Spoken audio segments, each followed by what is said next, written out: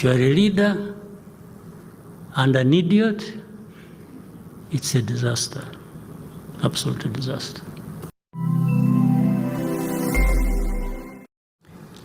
Excellencies, ambassadors, high commissioners, representatives of international organizations, members of the Consular Corps,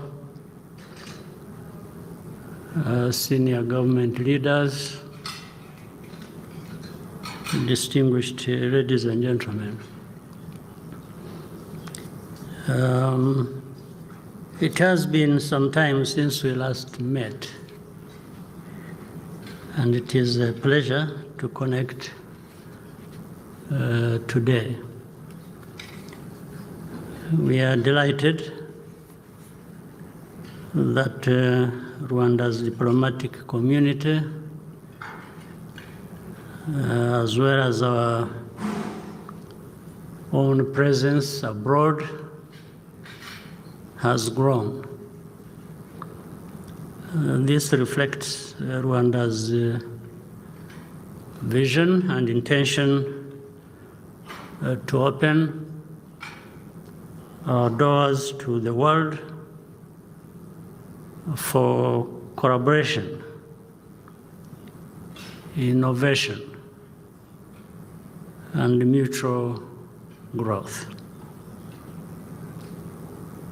The year 2024 was meaningful for Rwandans. We marked the dual anniversaries of Kwibuka 30 and Kwibohora 30, followed by national elections. So it was a very busy year for us, but productive as well. Over the last 3 decades, you have been with us every step of the way. And we see you as stakeholders, as partners in our transformation journey. This is why moments like this, when we get to interact, are valuable, and we want to always express our gratitude, first and foremost, to you all. For we have benefited from this collaboration, which has also brought a lot of support to us, to Rwanda, for us to be able to continue making progress on this transformation journey we have undertaken in the last 30 years. For the North, we have had very good collaboration, support, and good results originating from that. From the South, we have had extremely beneficial, helpful relationship with our brothers and sisters on our continent. It has been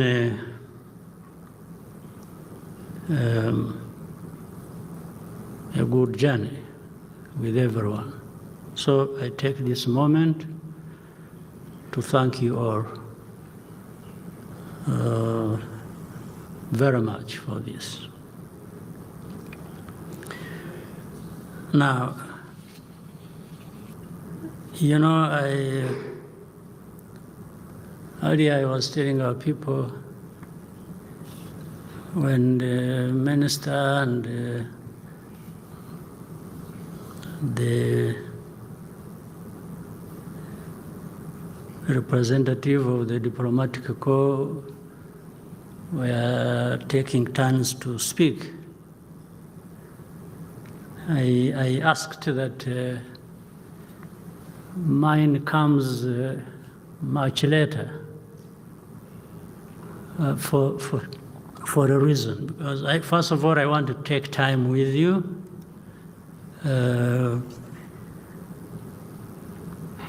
Telling you, expressing to you my feelings, my understanding of many things.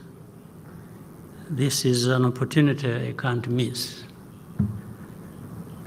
Even added that I wanted it to come later when everybody has had something to eat,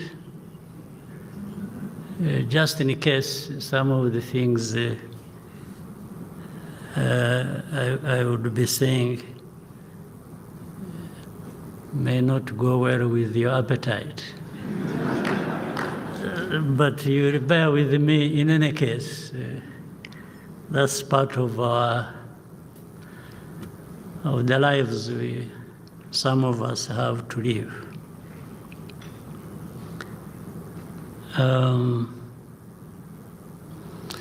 Let me update you on some of the key issues.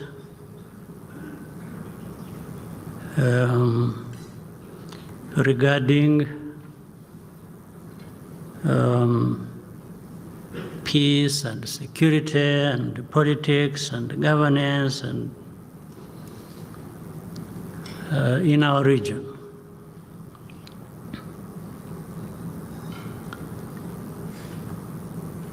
One, in our relationship with each other and the globe as it is divided and so on and so forth. You see, there are people who, and maybe rightly so, it should really be fine. People who talk about, a lot about values and interests, and so that those must be fulfilled. I actually agree. We should all have certain values that guide us through whatever we do and over many years. But when you say that, what do you really mean? Do you mean values and interests for some and not for others? Or you mean values and interests that should apply to all of us, irrespective of where we come from? Now, if you have taken a responsibility, a global responsibility to say there are certain values you are going to insist on, you are going to push for as hard as you can, and these ones should also come along with the interests as we know them. Still, that's fine. But it also gives you a responsibility to really walk the talk or to mean what you are saying.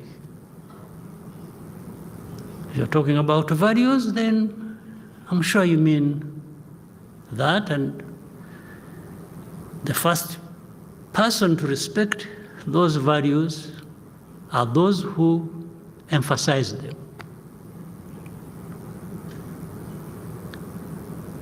But as we see things happening across the world, and I will not talk so much about other parts of the world, I confine myself to our part of the world. the region and continent. Then I also raise another question. Is there a moment where the values, where the interests people talk about become incompatible with the truth, with the facts, or with evidence? I don't think they need be incompatible. It's actually possible to drive hard for values that you believe in, even mind so much your interests, but at the same time, those could very easily be served by truth, evidence, facts, as you interact with other people and other parts of the world.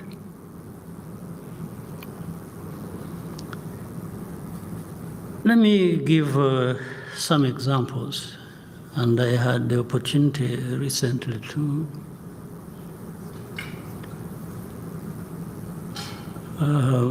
address journalists, and they were bringing up questions that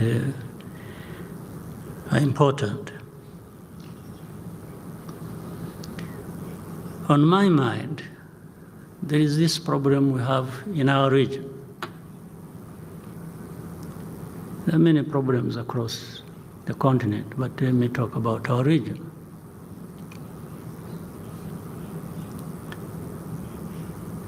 And I'm going to do that because Rwanda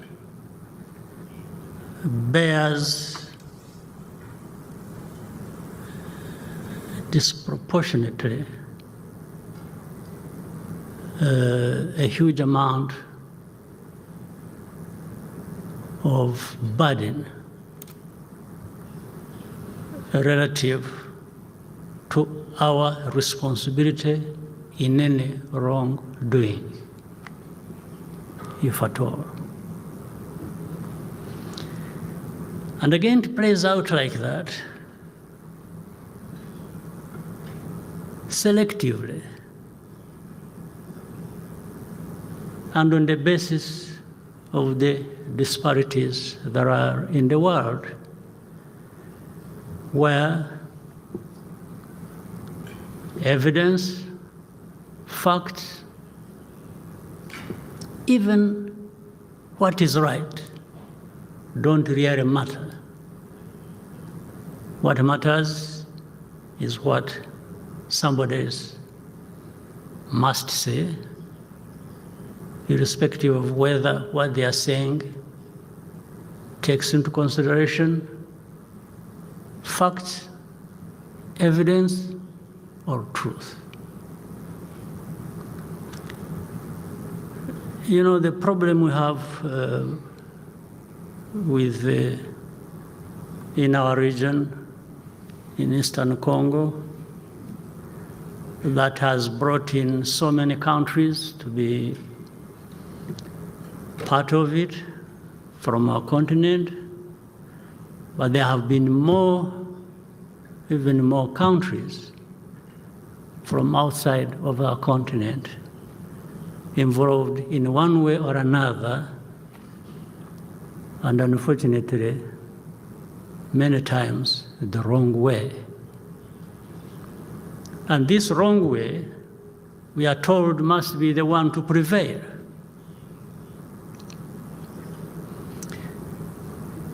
Now, let me start with saying, if you want to really address a problem, there is no better way of doing that than bothering to look at and addressing the root cause of that problem. It doesn't matter how powerful you are. You just stick to the basics of facts, of evidence, of reality. You just don't come in because you're powerful the evidence is simple.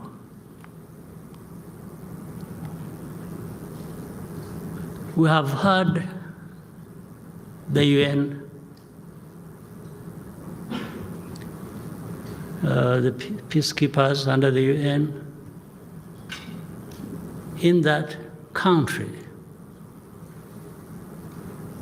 for close to 3 decades.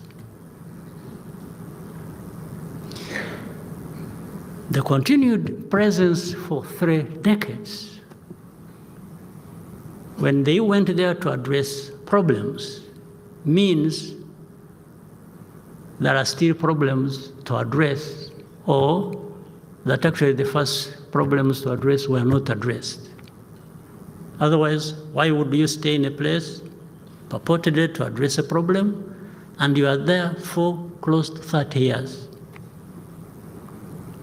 Normally you would come in, maybe it takes you 5 years, maybe it takes you 10, and you would exit because you would have addressed the problem that brought you. So what are the returns for that investment? Of such a big force, under such a big body like UN, and so much money spent on that, what is the return on that investment? Other than continuing to have problems getting worse. That also shows, or maybe prove, this will prove why Rwanda has to carry the burden of this problem. It is a way of escaping responsibility. That's the shortest, easiest answer when people ask, why have you been there for this time and you still want to be there? It means you didn't address the problem. So this easiest answer is no. But Rwanda keeps being part of the problem. Well, what that means, maybe you should get rid of Rwanda, to find a way of removing it from the map of, just find a way like it happened 30 years ago. Rwanda was being destroyed to the point we should not be existing anymore. And again, associated with that, the very people who murdered people here in Rwanda, those who carried out the genocide, still exist, are still armed, are still practicing the ideology of genocide in our neighborhood in Eastern Congo, supported by government, supported by leaders in that place. On the watch of this international community that talks about values, that talks about interests, that deployed this UN force into Congo to actually eradicate, among others, that problem that originated from here, be it the genociders or the ideology itself. And people do it with impunity. And then arguments start. We have had arguments again through different quarters of this international community. Oh, you mean these FDLR, these genociders, but are they there? Are they still there? But we are told they are few. We are told, when you say, no, but you see it even in broad daylight. The statements made by government leaders. And you are wondering whether they still exist, whether they are there, or what they are doing, or you pretend for 30 years, you can pretend. Now the problem becomes, oh, Rwanda is in Congo, you have forces in Congo, you are occupying Congo, you are doing what? In this day and age, and even with Rwanda, its capacity, are we people who can actually do that? That limited capacity of ours, but even why? Why do you? What came first? Is it this problem that we have to deal with? Threats, daily threats, regular threats against our country and relating to our history? Or because of that, or in addition to that, we now want to become people who can go and occupy places? Really, the people, can they convince anybody that they even believe it, or they are using it simply as an excuse? Even if you believe it, why don't you find a way of denying Rwanda this excuse and remove these people from there? Because that is even in the mission that took there the UN peacekeepers. What happened? So then,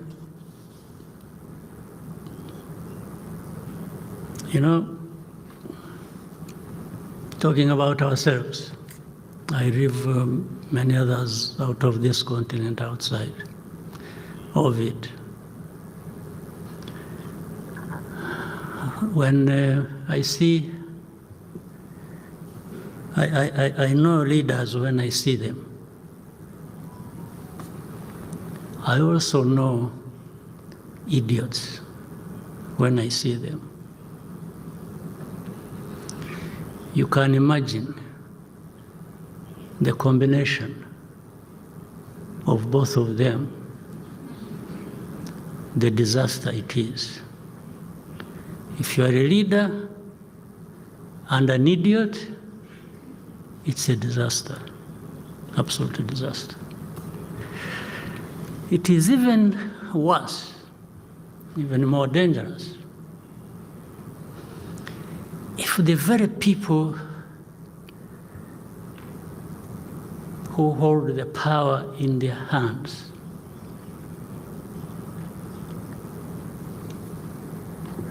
decide that they will be manipulated and played around for some interest by idiots.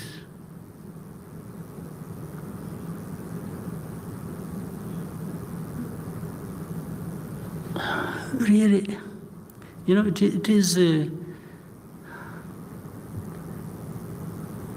I have had interactions with many of our leaders on the continent. And among other things we talk about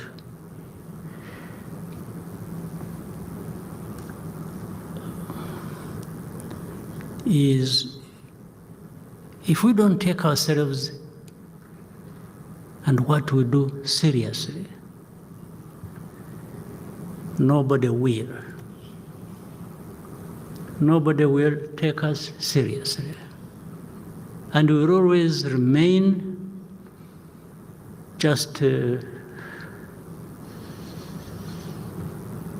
neither here nor there, and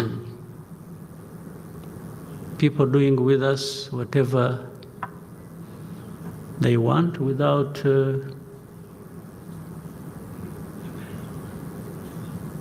any of us asking, say, why? What is this? And then in the end, we start complaining about, oh, you know, this is racism, this is blah, blah, blah, blah. Well, but I think we are the ones who drive ourselves in that kind of situation.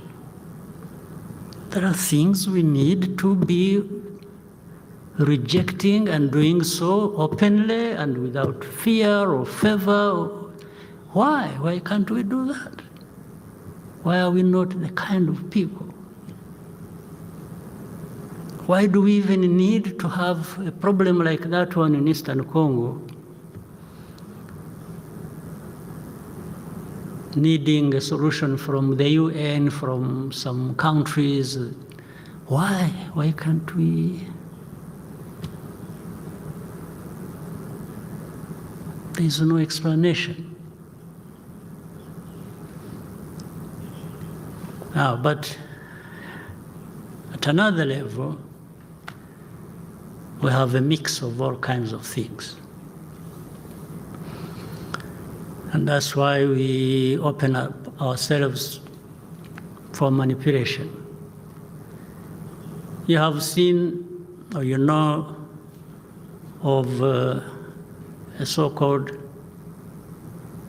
group of experts. A group of experts, what do? What are they expert in, actually? They're expert in what? You don't need to be an expert in anything. You just have to toe the line of those using you, of those who put you in place, including the very people from whom originate this problem as of the history that goes way back to colonial times. The colonial times that divided our people here in Rwanda, in our region, and elsewhere. So they come, they are the experts to explain the problem. The problem is not that, do you know why these Kinyarwanda-speaking people are in Eastern Congo? By the way, we have the same situation, let's say, with Uganda. The southwestern part of Uganda has a whole district with a big population of Kinyarwanda speaking. And when I'm talking about Kinyarwanda speaking, I'm not talking about just speaking Kinyarwanda. These are people even who are relatives. There are people in this country, as we speak, who have their uncles, their grandfathers, who live across on the other side of the border, and others who live here in Rwanda. Like, for example, in Uganda, there has never been a problem to do with that district. It has never caused a problem between Uganda and Rwanda. No, they are taken as Ugandans. And we accept that. We are not claiming anything. Why is it not the same with Eastern Congo? There are simply Congolese who hail from Rwanda as of history, or whatever other ways they happen to have gone there. It's a fact. So, but if you are going to have an expert who is associated in a wrong way with this history to come and say the problem is something else, not what it is exactly. Don't you have a problem? So are you going to be able to address the root cause of this problem when your first thing is to distort the facts and evidence? So that's why it is easy to blame Rwanda for it. We didn't draw borders. By the way, even the genocide ideology that I referred to earlier originates from that beginning of the history. That's where it comes from. So we go on and on and on and on. For how long?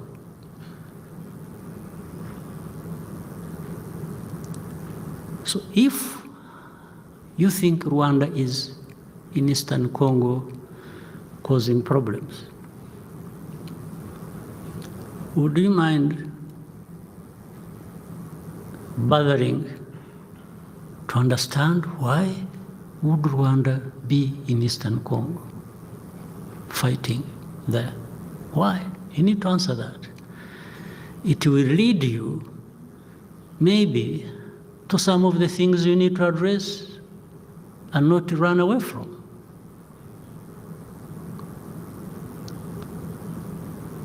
But to simply keep making statements, threatening, doing all kinds of things,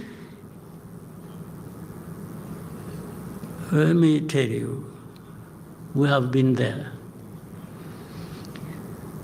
We have paid our highest price ever in our lives, this genocide. I don't think we can be made to suffer in all kinds of ways. We can do, but we will never, never, never go back to paying that similar price we paid 30 years ago. It doesn't matter how powerful anybody is.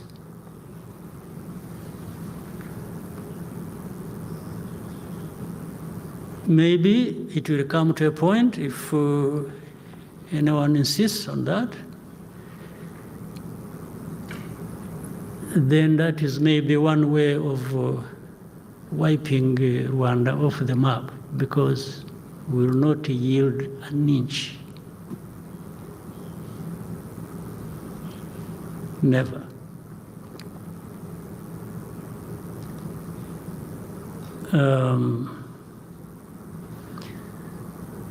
But we can work together to look at the causes if we are ready to listen to each other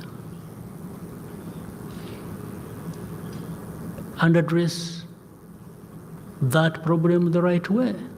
But if there's somebody who is saying, no, me, I don't want to address it that way, I want to address it my way, and says, you see, if you don't allow me to address it my way, I will deny you this, I will deny you that, and I will take it to China, I will take it to Russia, I will take it.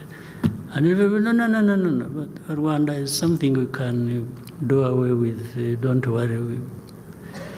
That is called babysitting leaders, and not pushing them to take their responsibility, but it won't work. One way or the other, it will not take us, Rwanda, back where we started from 30 years ago. No way. I know, of course, there are even some who, after 30 years, are still questioning, but what happened? Who killed who? Who, you know? The sort of pretense that exists is just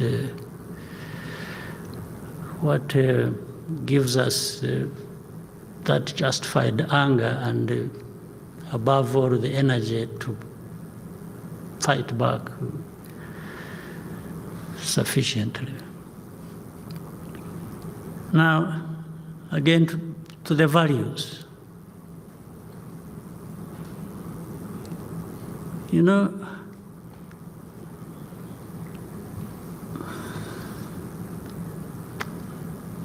I keep telling people, they come, you say, you see everything, yeah, we understand you, we see everything is okay, but you see, we are failing to explain why Rwandan forces are said to be in Congo. Oh, and I asked them, I said, even before we are sure of what we are talking about, can you explain to me why FDLR is in Congo and being supported by government of Congo, and they have brought in Burundi under the same ideology and supposedly to fight M23, which is of Tutsi ethnicity, therefore related to Kagame and others, and these ones have no chance of living. They need to be gotten rid of. So you leave all that intact, and then you come to complain about Rwanda possibly having a force in Eastern Congo. What do you think you're really talking about? And then you say, okay, you see, you know, defensive measures that Rwanda has taken should be removed, and we shall make sure that, you know, FDLR, we get rid of it. That has been 30 years there and they have not gotten rid of it. And then you say, oh, we shall convince the government in Kinshasa. After all, you know, it is not the president who is the problem, it is his advisors, and it is, you know, these ones who are openly talking about genocide ideology are just some people. We are going to tell him to take care of them and to put them aside. I mean, this story has gone on. I mean, do you really think you are talking to kids or also who? But why would you even be talking to anybody like that? So let's leave the problem as it is. Use Rwanda, be silent about it, and we'll see how we can address it. And then recently, oh, Rwanda blamed, we didn't go to Rwanda. Rwanda, I'm friends with the Angolans and the president and Rwanda and so on. But it was not a visit of that kind. It was a visit to address problems. It was not a visit to have an opportunity to take pictures and... No. It's not going to be the case. The problem must be addressed, and it can be addressed.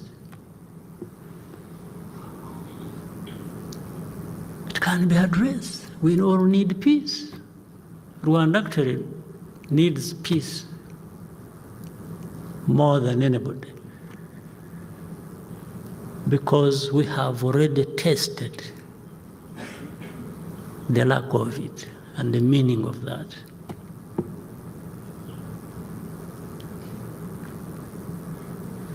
And then to see the double standards and the hypocrisy that add up to really nothing. You know, we talked earlier about elections we had here and so on and so forth. And so people tell us they want democracy everywhere. They encourage elections. The person who is causing problems in this situation I'm talking about, between Rwanda and DRC has never, twice, been elected. And you know it. You know it. But this is why I was saying it doesn't matter evidence, it doesn't matter facts, it doesn't matter the claim. It's just what you think applies to you for that moment, for your benefit. The rest doesn't matter. This man, Tshisekedi, was never elected first. He didn't at all. And you know it. So I'm not telling anyone, only that you don't talk about it publicly, I'm talking about it publicly. That's the only difference. You know it. The second time, nothing happened, and you know it. So, what values are you telling us that you beat up some people for, and then others you don't know what to do? So you think I realize that and really respect you for it, or even listen to what you tell me that doesn't add up to anything?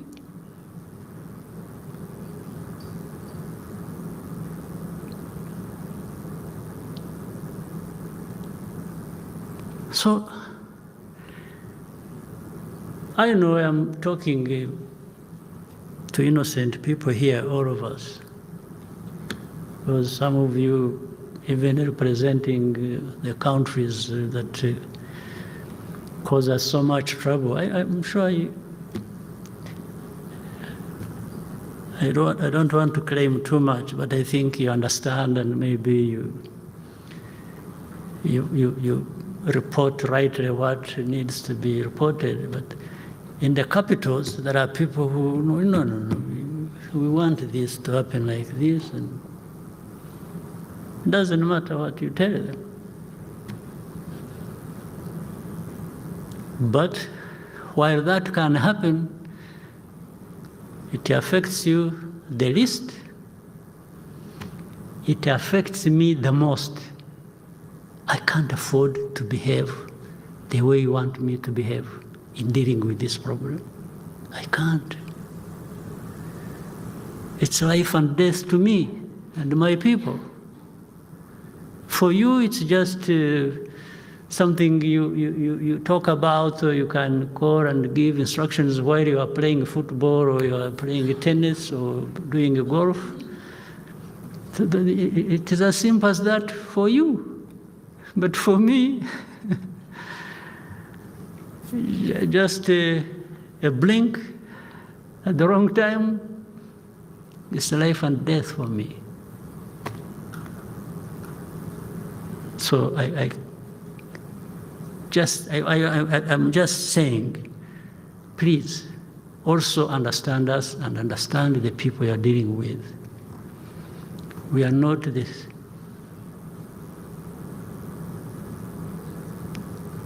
Same old idiots you dealt with 50 years ago. We are not. Not at all. Not anywhere near to that.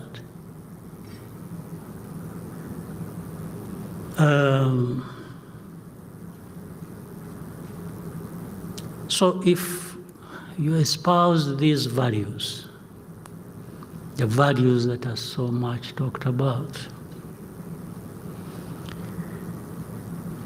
I want again to say there is no incompatibility in espousing these values that you talk about, and I agree with.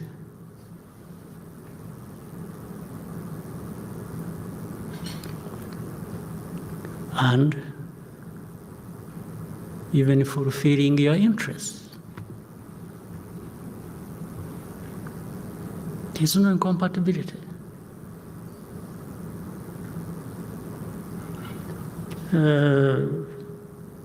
So, abiding by these values also must cost you something.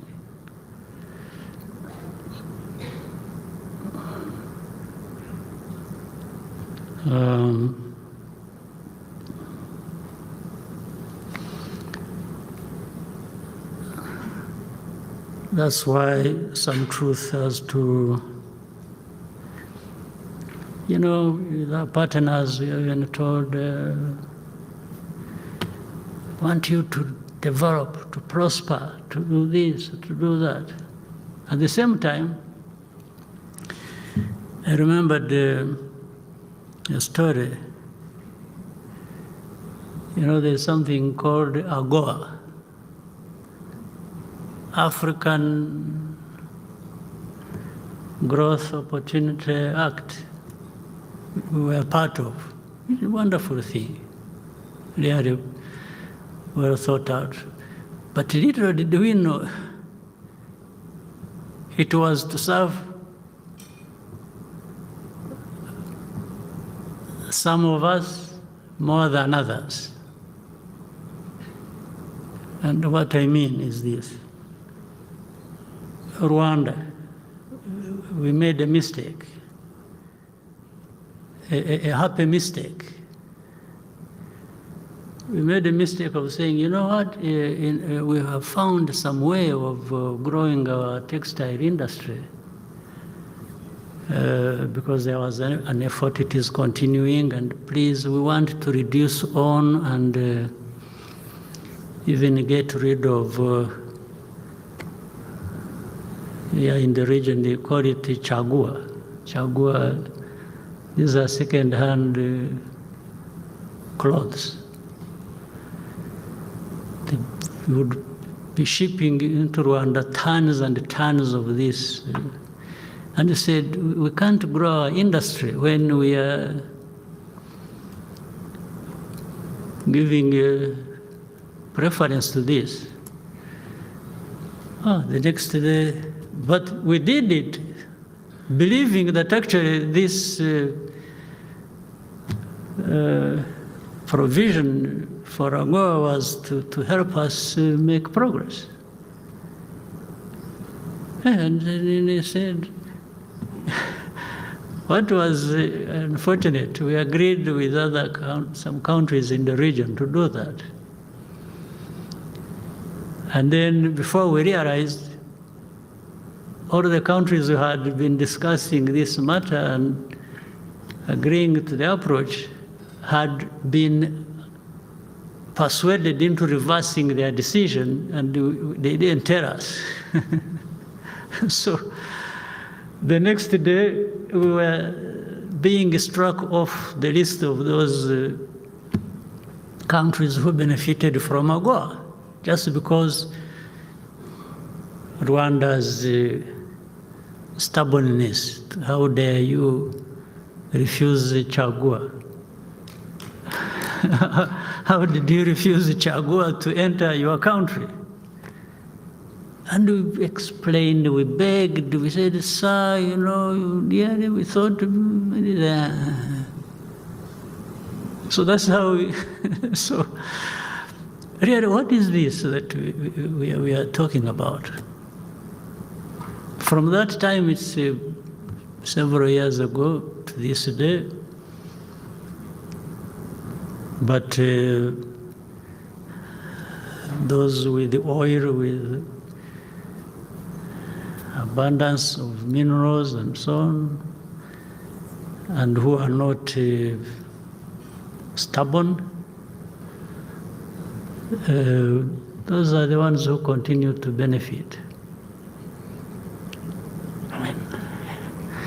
So I pointed out all of those things. You just get a feel of what is it that is happening, that we should, what is it that is right, what is it that is wrong for one to do and to make progress. You can't be sure. And meaning you can't be yourself, you can't decide for yourself, you have to wait until somebody says, I want you to do this, you should be doing this, including telling you that you should be making yourself open to some vulnerabilities you should keep quiet, you should do nothing about dealing with the insecurity around your borders. Well, but insecurity around my borders affects me. It doesn't affect you, it affects me. You're not even ready to help me to actually be able to deal with my situation. Now they start, oh, no, you see, Rwanda, they started striking us off some lists of beneficiaries for that. They even say we have, but when they found out it was not the case, when they said, child, something to do with the child soldiers, I convened a meeting and I called the commander and said, do you have children in our army? He said, I've never known this. They said, no, sir, there is no truth in that. But what you are being accused of is that the country is being associated with child soldiers, or an entity that has child soldiers in another country. I said, at least on that one, even if it is wrong thing by somebody against me, and there's nothing I can do about it, I just relax and keep quiet. So we kept quiet. There are things we can't, we have nothing to do about, and we can't do anything. So we just become humble and wait it out. Then we have operations in Mozambique, in Central African Republic. And by the way, for Central African Republic, were asked by the country to go and help, and you were also asked by the countries, developed countries, actually that we should help. And we agreed. When we agreed and went there, the country that asked us to help and even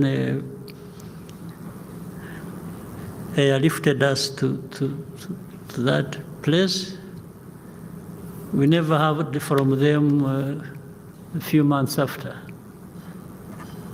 And then we were asked to do the same in Mozambique. We went there. Before we realized, when we were telling Mozambique and the partners, and say, you know what, we are able to do what we can do, but we can't do everything. At least with Rwanda, limited resources in all ways, we can't afford to finance our operations there. It either has to be the country where we are running the operations or partners who want peace there and who have made investments there, by the way, after all. And we were left on our own. And when it came to some help that came from European Union,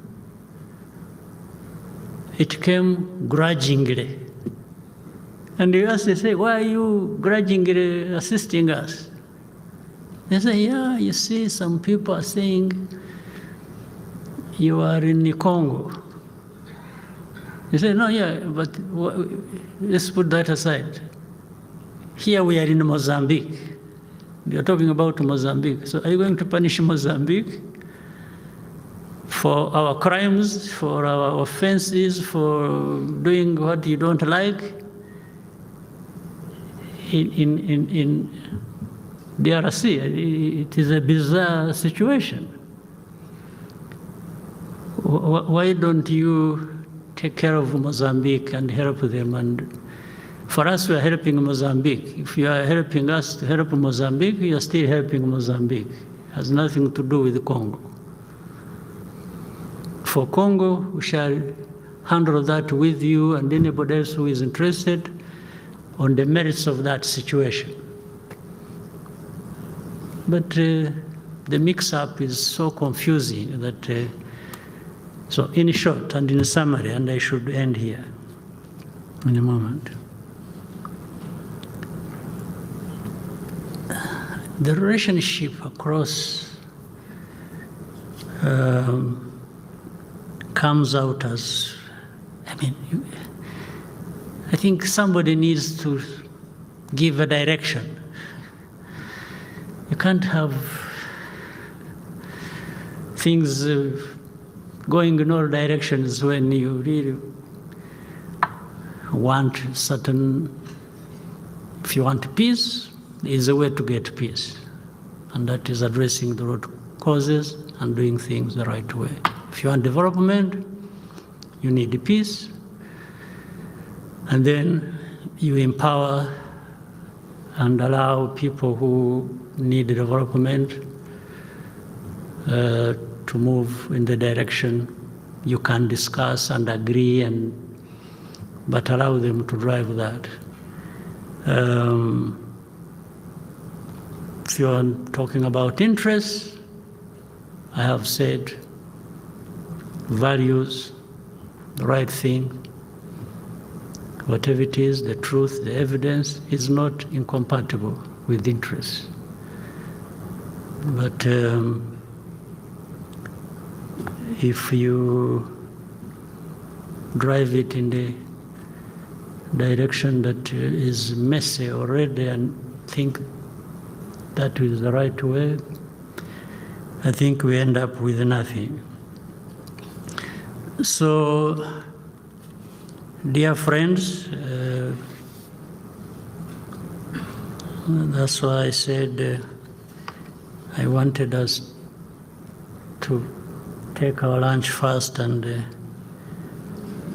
so that you can bear with me on all this. I'm sure maybe you don't need it as a dessert either, but again, I want to thank you, those partners of ours who are here in the room,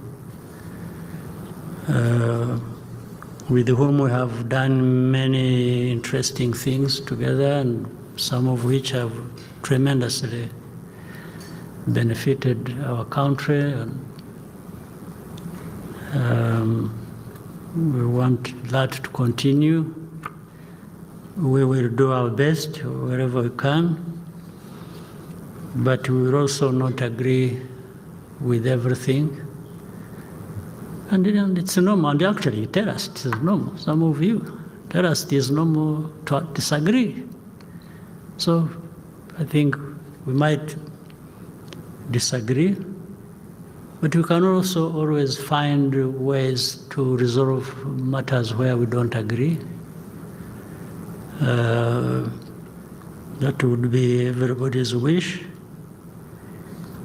And again, I thank those partners who helped us during the Marburg virus disease that we have overcome. I very much appreciate the help that came our way, and working together, and